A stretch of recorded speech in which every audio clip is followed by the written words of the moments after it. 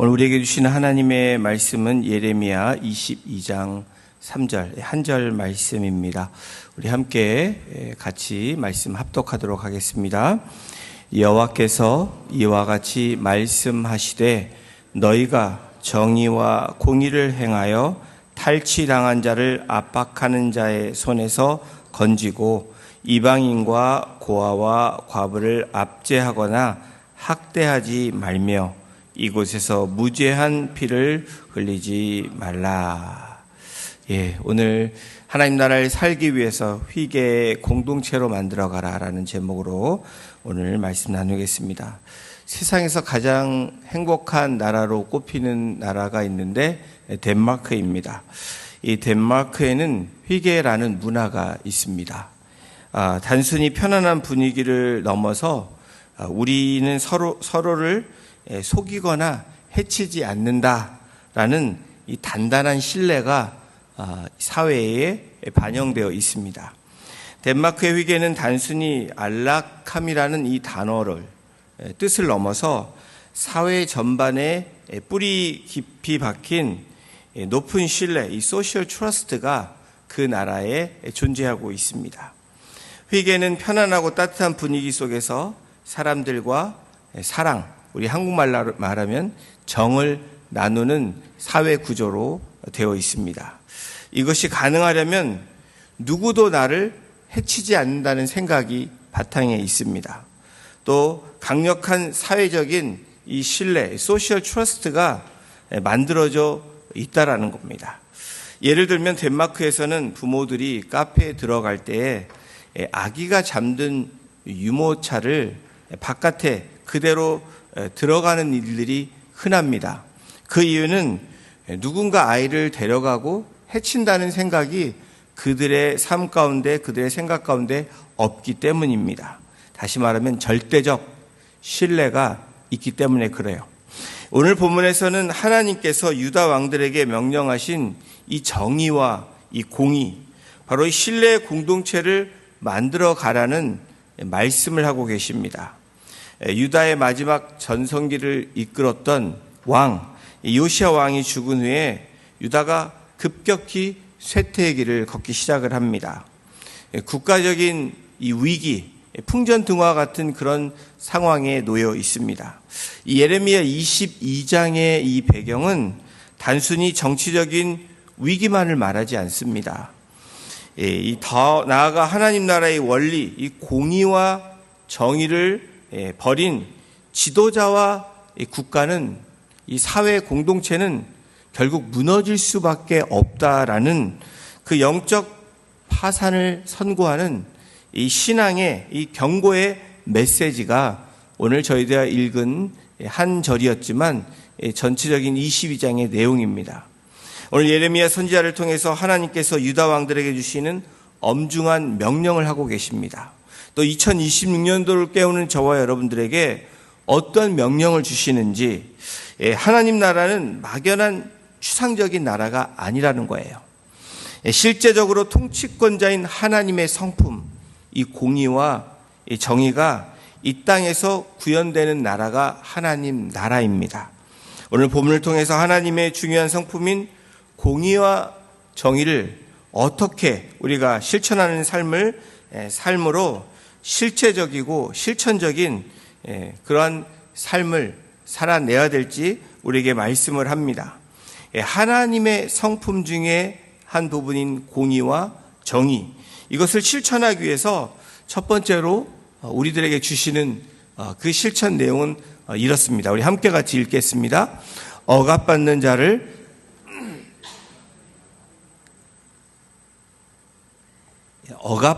자를 살리는 손이 되라고 말씀을 합니다. 22장 3절 초반부에 이렇게 말씀합니다.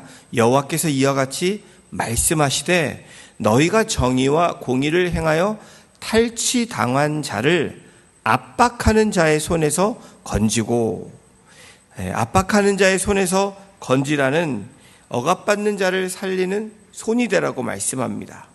하나님 나라를 이 땅에 임하게 하는 첫걸음은 무너진 질서를 바로 잡고 억울한 사람이 없게 하는 것이 바로 하나님 나라를 이 땅에 임하게 하는 첫 번째 걸음입니다. 성경적인 정의는 단순히 나쁜 짓을 안 하는 것에 그치는 것이 아니라는 거예요. 부당하게 피해를 본 이들을 돕기 위해 적극적으로 나서는 것이 하나님 나라에 드러나는 특징이라는 겁니다. 이 성경적인 정의는 단순하게 법 집행을 넘어서서 하나님과의 바른 관계, 이 공동체 안에서의 책임을 의미합니다. 이 아모스 5장 24절에 공의와 정의에 대해서 이렇게 이야기합니다. 우리 함께 아모스 5장 24절을 읽겠습니다. 오직 정의를 물같이 공의를 마르지 않는 강같이 흐르게 할지어다. 왜 정의와 공의를 물과 강으로 그렇게 비유하고 있을까요? 물과 강, 사계절 내내 마르지 않는 강물처럼 일관성이 있어야 되는 게 하나님의 공의와 정의라는 거예요. 또한 물과 강은 생명을 주는 생명력의 의미를 말합니다. 물이 흐르지 않고 고여 있으면 썩게 되어 있다라고 말합니다. 정의와 공의가 물과 강같이 계속해서 흐르지 않는다면 공동체 이해가 어떻게 될까? 공동체는 불신과 원망으로 그렇게 되어진다라는 겁니다. 정의는 우리 삶에 늘 흐르는 강물처럼 당연하게 지속적으로 그리고 생명력 있게 보편적으로 되어져야 된다라고 말하는 것이 이 아모스 선자의 정의를 물같이 공의를 마르지 않는 강같이 흐르게 하라라고 하나님께서 말씀하시는 겁니다. 또 미가서 6장 8절에도 이렇게 말씀합니다. 이 말씀도 함께 같이 선포합니다. 사람아, 주께서 선한 것이 무엇임을 내게 보이셨나니 여호와께서 내게 구하시는 것은 오직 정의를 행하며 인자를 사랑하며 겸손하게 내 하나님과 함께 행하는 것이 아니냐. 하나님이 원하시는 참된 신앙은 제사가 아니라는 거예요. 삶 속에서 실천하는 정의와 긍휼함을 이 미가 선지자를 통해서 지금 말씀하고 계십니다. 하나님은 우리가 얼마나 화려한 예배를 드렸냐에 초점을 맞추시는 것보다 예배 후 세상으로 나아가 어떻게 살았는지를 그렇게 살고 있는 우리를 보고 계신다는 겁니다. 누구의 눈물을 닦아주고 그 긍휼함과 자비함으로 또 겸손함으로 나아갔는지를 하나님은 보신다는 거예요. 억압받는 자를 구하는 것은 그들의 삶에 하나님 나라의 숨구멍을 틔워주는 일과 같습니다.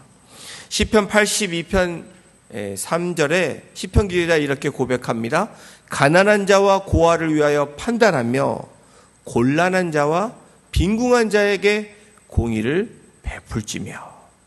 이 판단, 이 저스티스와 이 공의, righteousness, 여기에서 판단하다는 것은 단순히 재판하다는 뜻을 넘어서는 단어입니다.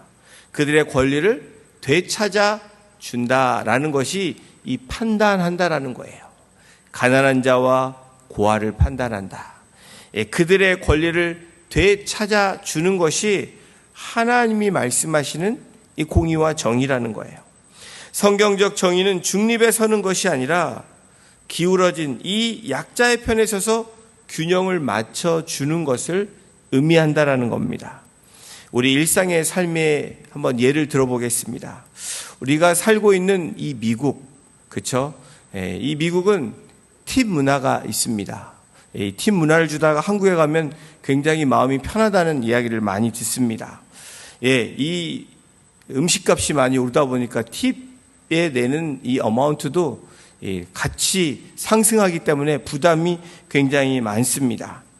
이러한 팁은 단순한 서비스를 위한, 서비스한 것에 대한 감사의 표시로 주지만 사실 최저임금에 의존하는 이 노동자들에게 이 팁은 생존권과 함께 직결됩니다. 그런데 식당에서 서빙이 조금 늦어졌다는 이유로 혹은 음식이 맞지 않는다는 이유로 서버의 잘못이 아니잖아요. 서버하는 사람의 잘못이 아니거든요. 그럼에도 고의적으로 팁을 주지 않거나 무례하게 대하는 손님들이 있습니다. 혹시 저와 여러분들이 그런 삶을 살았다면 오늘 말씀을 듣고 앞으로 그렇지 않기를 주님의 이름으로 부탁을 드립니다. 성경적 정의는 그 사람이 마땅히 받아야 할 몫을 그렇게 지켜주는 것이 성경적인 정의라는 거예요. 그리스도인이라면 실수를 너그럽게 용납해 주는 거, 용서해 줄 수 있는 거, 오히려 고생하는 사람에게 따뜻한 말 한마디를 던져주고 나올 수 있는 것, 그것이 탈취당한 자를 지켜주는 것, 작은 것부터 시작하는 것이 바로 그러한 모습입니다. 성경이 말하는 정의의 우선순위는 사회적 목소리를 내지 못하는 이 약한 자의, 소외된 자의 권리를 회복시켜주는 데 있다라는 거예요.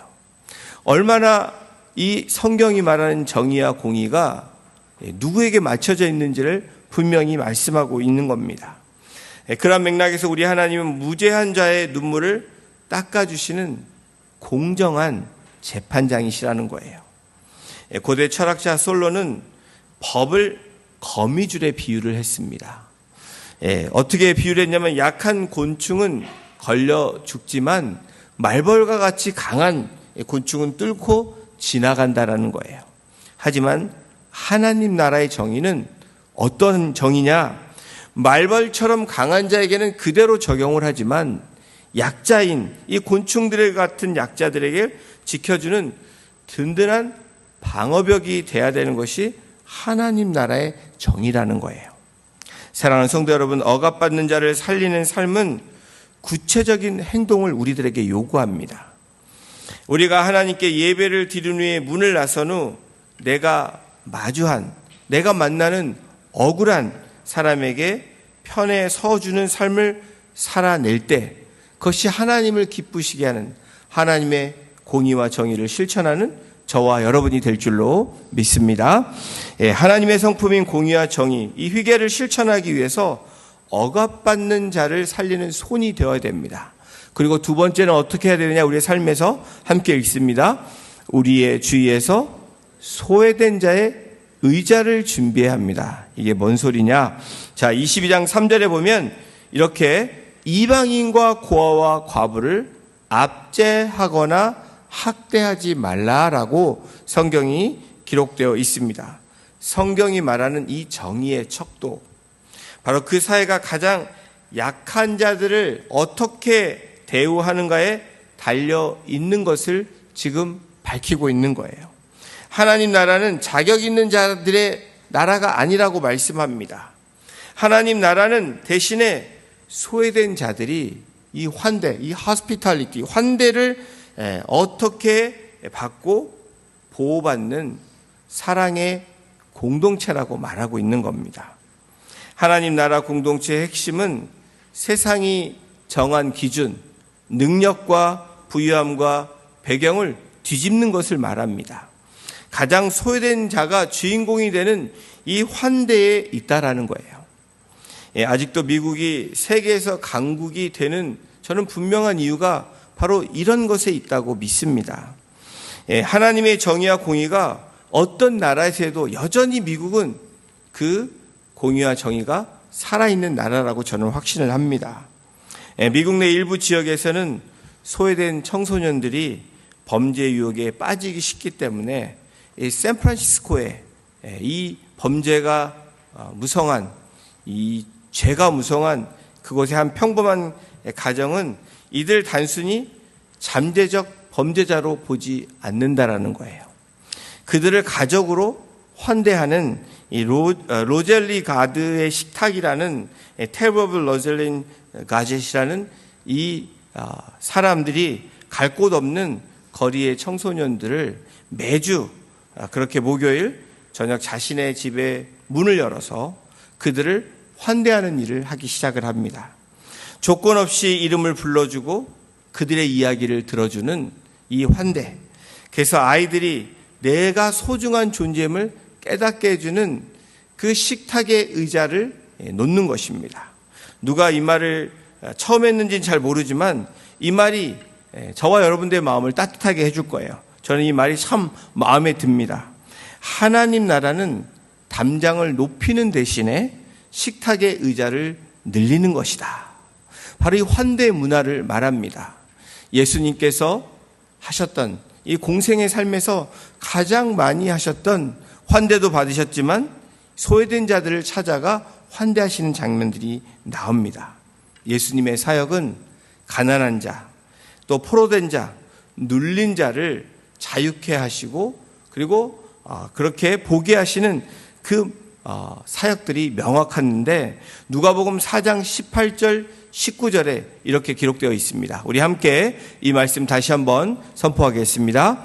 주의 성령이 내게 임하셨으니 이는 가난한 자에게 복음을 전하게 하시려고 내게 기름을 부으시고 나를 보내사 포로된 자에게 자유를, 눈먼 자에게 다시 보게 함을 전파하며 눌린 자를 자유롭게 하고 주의 은혜를 전파하게 하려 하심이라 하였더라.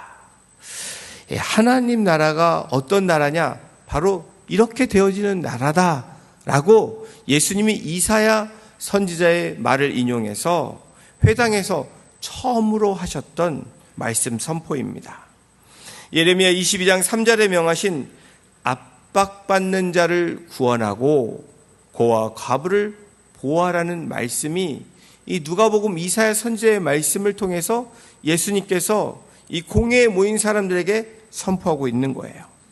포로된 자에게 자유를, 눈먼 자에게 볼 수 있게 하고 눌린 자를 자유롭게 하시는 하나님의 은혜, 이것이 하나님이 바라시는 이 땅 가운데 공의와 정의, 하나님 나라를 구현하고 실천하는 일이라는 거예요.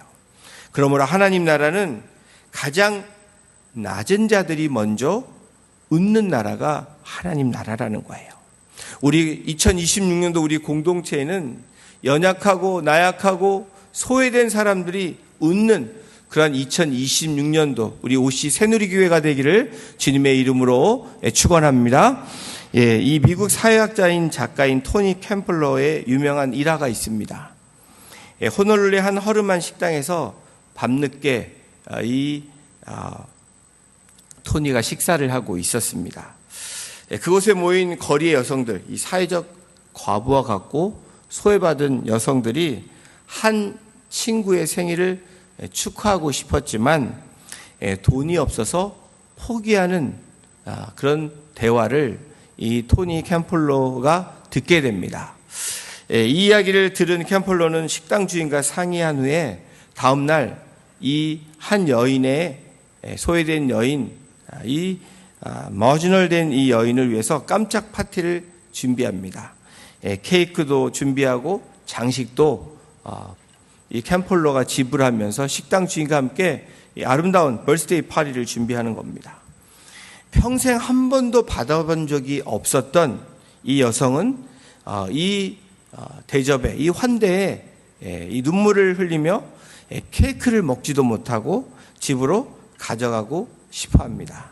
그때 이 토니 캠플러가 이렇게 경험했던 것을 이렇게 고백합니다. 하나님 나라는 바로 이런 파티와 같습니다. 세상이 잊어버린 이들을 위해 깜짝 파티를 열어주는 곳이 바로 교회여야 합니다. 라고 그렇게 말했다고 합니다. 우리 주님은 세상에서 자격이 없다, 그렇게 외면한 이들을 위해 하늘 보좌를 버리시고 낮고 낮은 이 땅에 오신 분이십니다. 하나님이시면서도 하나님의 권리를 포기하시고 우리 함께 눈높이 오신 분이 바로 우리 주 예수 그리스도시라는 거예요.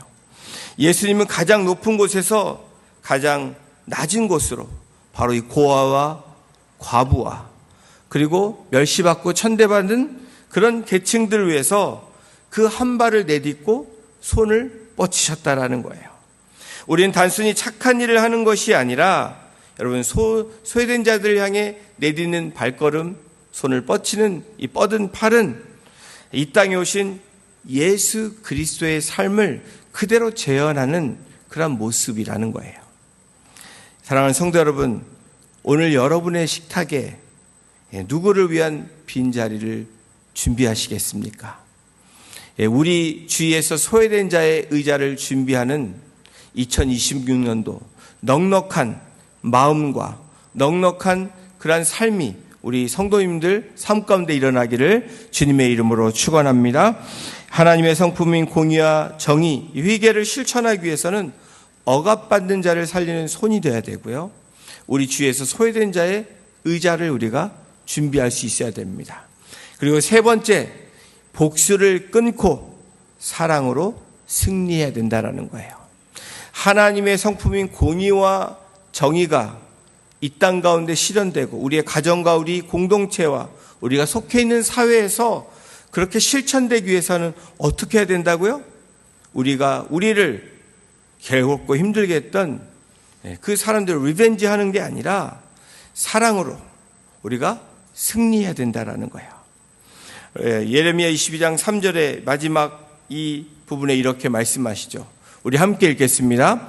이곳에서 무죄한 피를 흘리지 말라.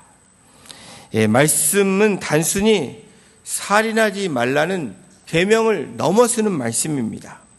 국가 지도자와 공동체, 또 우리 공동체 안에 이 직분자들, 또 여기 계신 한 분 한 분이 지켜야 할 최후의 보루를 말씀하고 있는 거예요. 무죄한 피, 이 히브리어 이 단어는 깨끗한, 결백한, 이유가 벌할 이유가 없는 이라는 의미의 단어입니다.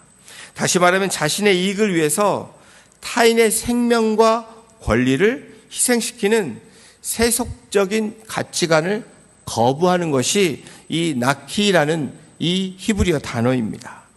여러분, 공의의 완성은 뭐냐면 모든 인간이 하나님의 형상임을 기억하고 그 존엄성을 지키는 것이 하나님이 말씀하시는 공의예요. 이곳에서라고 말합니다. 이곳에서 무죄한 피를 흘리지 말라. 이곳은 유다의 왕궁이 있었던 예루살렘 성을 포함한 거룩한 도성을 의미합니다.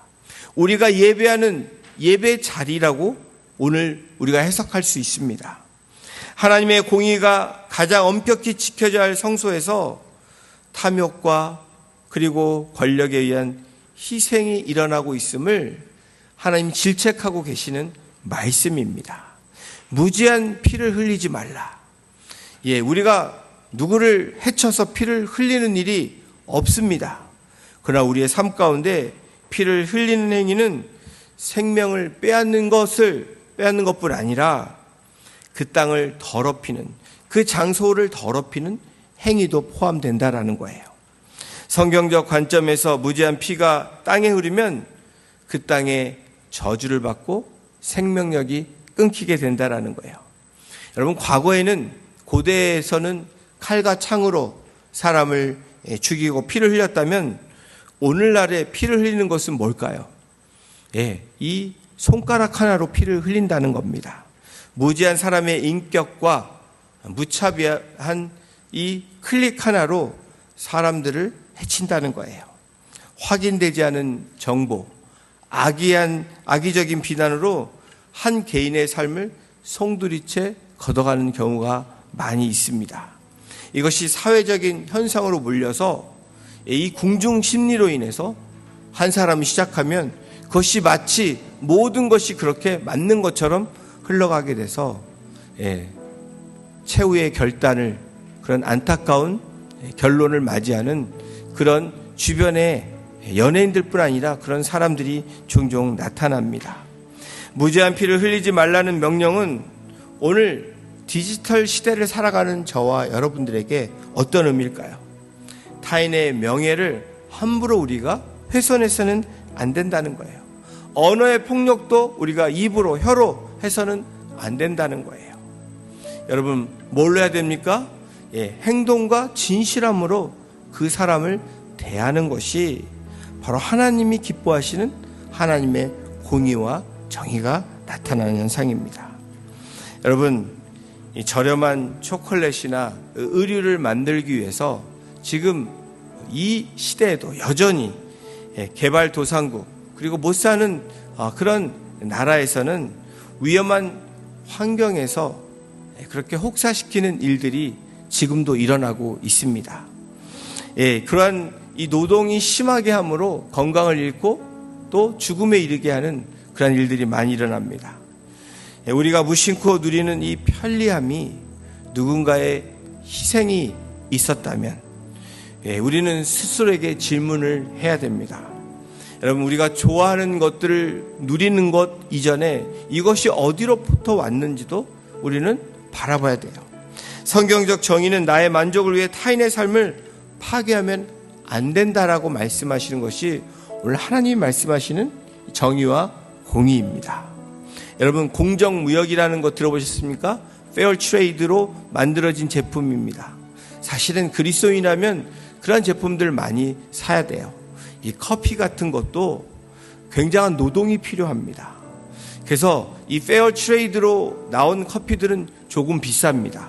그렇지만 그것이 하나님의 공의와 정의가 만들어진 그런 생산품이라는 거예요. 현대 사회에서 무제한 피가 흐르는 것을 막는 구체적인 실천이 페어 트레이드로 온 제품을 사는 것, 그것을 많이 사줄수록 그것들이 더 풍성해지는, 우리가 하나를 사지만 하나님의 공의와 정의가 실천되는 부분이라는 거예요. 사랑하는 성도 여러분, 우리가 꿈꾸는 하나님의 나라는 어떤 나라입니까? 여러분은 어떤 하나님의 나라를 꿈꾸고 계십니까? 거창한 구호가 있는 게 하나님 나라가 아니라는 거예요. 하나님은 유다의 왕들에게 화려한 궁전이 아니라 뭐라고 말씀합니까? 억눌린 자를 구하라고 얘기하는 거예요. 우리 주변에 억눌려 있는 사람들을 우리가 손을 내밀면서 그들에게 손을 잡게 해주는 거예요. 또 그들이 힘들어할 때 의자를 마련해서 함께 동참시키는 겁니다. 소외된 자를 돌보는 삶, 보복의 사슬을 끊으라고 명령하고 계십니다. 이것이 바로 하나님이 기뻐하시는 진정한 공의와 정의라는 거예요. 사랑하는 성도 여러분, 억압받는 자를 위한 손이 되시기를 주님의 이름으로 부탁을 드립니다. 소외된 자의 의자를 준비하시는 그런 준비된 삶이 되시기를 2026년도에 그러한 실천적인 삶이 이루어지기를 부탁을 드립니다. 나를 괴롭힌 사람에게 리벤지 하는 것이 아니라 사랑으로 그들에게 손을 내밀고 팔을 뻗칠 수 있는, 그래서 승리할 수 있는 그런 2026년도 우리 OC 공동체가 되기를 주님의 이름으로 부탁을 드립니다. 마르지 않는 강물처럼 흐르는 하나님의 공의와 정의가 우리의 가정과 또 우리의 목장교회로, 우리 공동체로 차가울러 넘쳐서 정말 하나님의 교회가 이런 교회가 되어야 된다라는 그러한 교회로 살아가시는 우리 공동체가 되기를 주님의 이름으로 축원합니다. 기도하시겠습니다. 하나님 감사합니다. 오늘 예레미야 선지자를 통해서 엄중한 말씀을 우리에게 주시니 감사합니다. 오늘도 한 귀로 듣고 흐르는 것이 아니라 우리의 마음판에 이 말씀을 새깁니다. 우리가 머무는 일터와 가정, 그리고 이 땅의 삶터가 하나님의 공의와 정의가 충만해지기를 이 시간 간절히 간구하며 나아갑니다. 억압받는 자를 살리는 용기를 우리에게 허락해 주시고, 주위에 소외된 자들에게 그 의자를 마련할 수 있는 그 넉넉함과 여유로움이 2026년도에 나타나게 하셔서 우리를 괴롭히고 힘든 사람임에도 불구하고 우리가 손을 내밀고 팔을 뻗어서 그들에게 사랑으로 섬길 때에 승리함으로 바로 그곳이 하나님의 공의와 사랑이 실천되는 하나님 나라를 누리는 우리 복된 성도님들 한 분 한 분 될 수 있도록 주님 인도하여 주시기를 간절히 간구하며 우리를 구원하시고 사랑하신 예수님의 이름으로 감사하며 기도드렸습니다. 아멘.